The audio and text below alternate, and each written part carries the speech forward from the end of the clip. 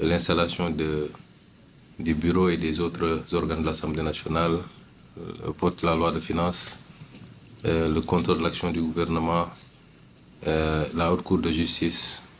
Toutes les questions ont été traversées et ce n'est qu'une première formation qui sera suivie, Inch'Allah, régulièrement d'autres séances de formation.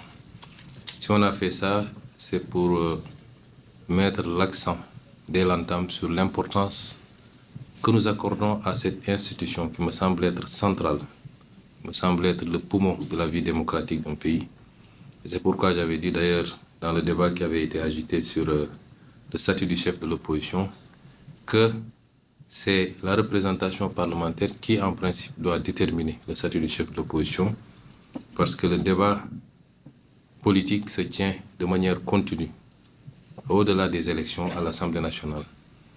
Et nous considérons que l'Assemblée nationale doit enfin être rehaussée au niveau qui devait être le sien depuis très longtemps, indépendamment de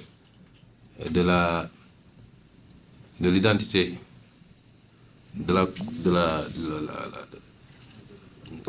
la convergence des identités politiques entre les colorations politiques entre l'Assemblée nationale et l'exécutif. Le député est avant tout un député du peuple. Et même dans cette configuration-là, le député est là pour servir un projet, le projet que nous avons tous en commun et pour lequel nous sommes beaucoup battus.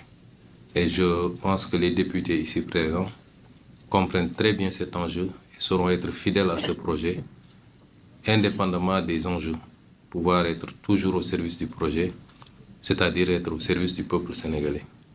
Cette assemblée doit réconcilier les Sénégalais avec l'organe parlementaire, qui est conçu comme un appendice simplement, un lieu d'applaudissement comme ils appellent ça. J'exhorte chacun et chacune de ces députés à ne jamais oublier pourquoi il a été envoyé à l'Assemblée par le peuple sénégalais et être au service évidemment de la nation.